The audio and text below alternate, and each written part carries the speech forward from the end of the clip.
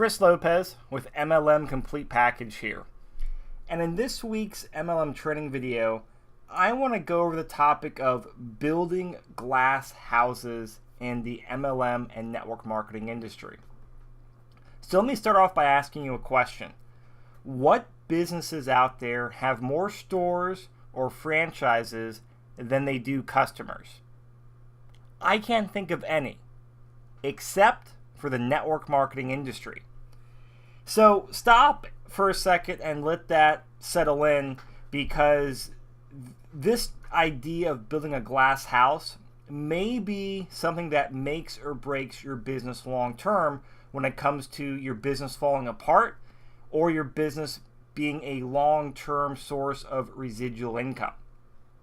I got another question for you. Do you have more customers or more distributors in your organization? Now, if you answered more distributors, then you may be building a glass house. Now, a lot of MLM leaders and training courses around the MLM industry never even mention customers as part of a business building plan. At least none of the ones I've been through that I can think of. Now, if customers are mentioned, it's usually in an after-the-fact manner to get someone as like a second thought if they first turn down the business opportunity. Generally, it's all about recruiting, so you can go out there and build a big business and make money. And yeah, recruiting is an important aspect to building a strong and successful business, but so is getting customers. Now, if you're listening to me, you might be thinking, but Chris, my downline are my customers. Well, I have a newsflash for you. No, they are not. They are your sales force. They are the people out there building your business for you. What happens when that person stops building or doesn't make money in the business? Do they stay on the product or service that your company has to offer? Usually no. Now, I know some people sign up as distributors to get a discount on products or to help you reach, to win some sales contest, or they join up to, refer a few people and get their products paid for. I'm not talking about those people per se, but that usually doesn't make up the majority of distributors in an MLM business. So if someone started a business, if they became a distributor and they're taking the service or they're using the service or taking the product with the goal of making money, then they are not a real customer. A real customer is someone who takes the product or uses the service because they want the benefit of that product or service. Now, I'm not saying you can't build a successful business just through recruiting, but I think it's a lot harder that way when you compare it to building a business with a strong customer focus. Having that strong customer focus is a lot more duplicatable than having that recruiting focused. Now, over the years, I've trained my fair share of distributors that I've recruited. I've also talked to a lot of other distributors in cross-line to me in my company and also people all around the industry. And a lot of times, those other people complain to me about how they're on this treadmill of sponsoring. As they recruit someone, another person drops off. Or about how all these people quit within the first 30, 60, or 90 days. Well, one of the reasons that happens is because you have that recruit mentality. And that's just a recipe for disaster when it comes to the average person, which is what people are when they join network marketing, when the average person joins the business. Now, as I've trained my people, I have a strong focus on our product. Now, when someone learns how to sell one of our products, or like our flagship product, or get a customer, they get really excited. They make a little bit of money, but most importantly, they gain confidence in themselves and the overall business opportunity. And this confidence then translates into the prospects they're talking with about the business. Now, that confidence helps them recruit more people.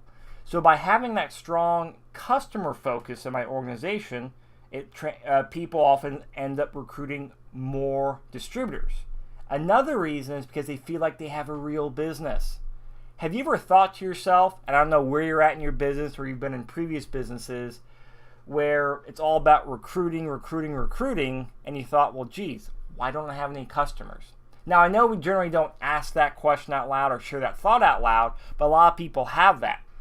And whether you realize or not for yourself or for your downline, that will translate into, or that plants the seed of doubt for not having a legitimate business. And that, again, that plants that seed that causes a lot of people to quit down the road. Now, they may not come back and say that's the reason, but I can tell you that's one of the reasons.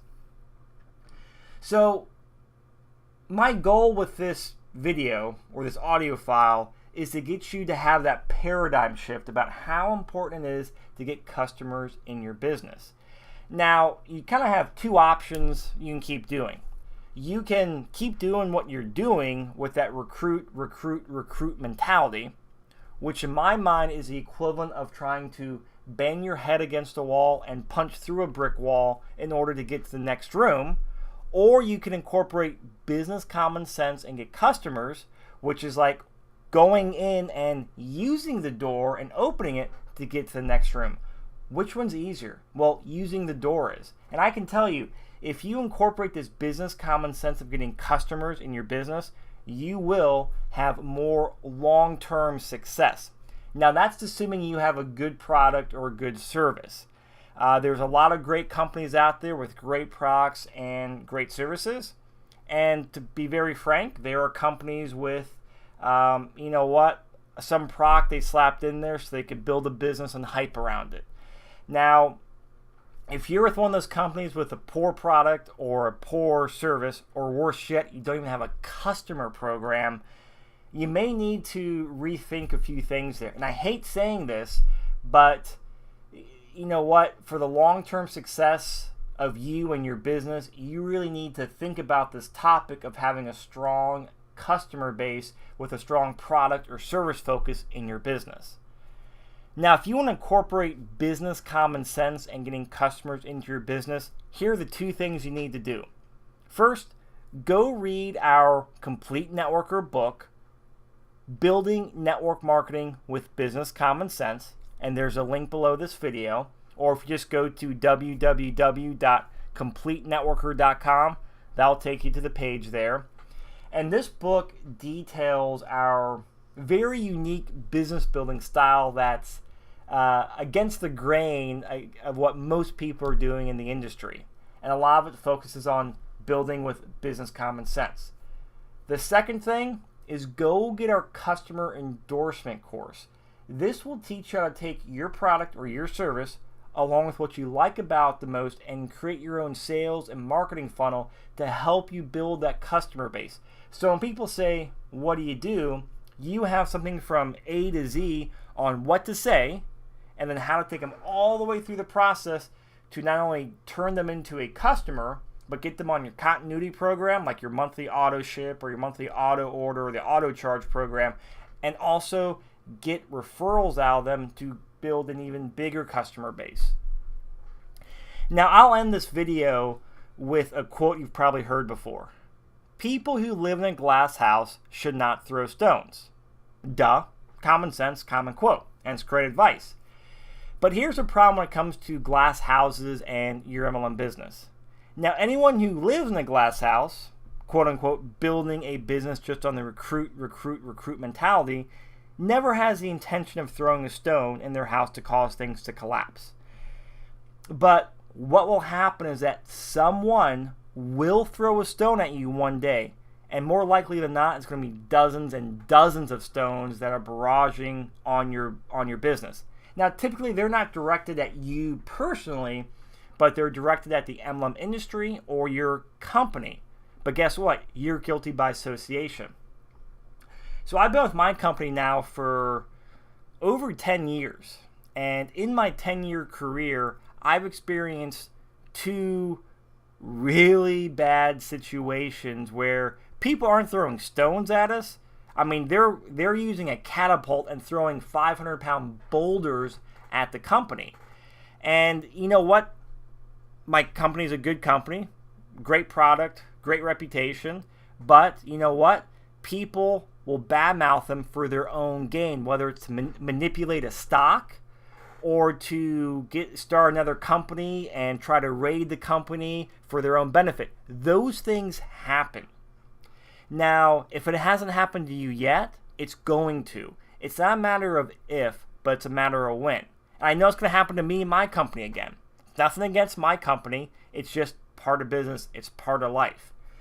So in these two experiences where we had like 500-pound boulders thrown at us, the company survived.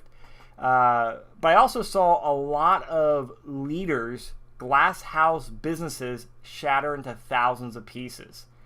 And guess what? Their income also shattered into thousands of pieces as well. So quite a few of those people had to go back into corporate America or move on to another business opportunity and basically start from scratch, which really sucks, to put it very bluntly. Now, fortunately for me, I built a very strong business. I had this epiphany or this paradigm shift before this happened. And I'd started shifting my business into a strong customer and product focus. So now, don't get me wrong, my business, hey, I got some dings, I got some dents, and I lost some momentum. But it was nothing catastrophic. I was still able to make a very good income, still live, and still have my business, stay very strong. So I'll end this video with this question. What type of MLM business are you building? Are you building a glass house with that recruit mentality? Or are you building a solid foundation or solid MLM business with our business common sense approach and getting customers?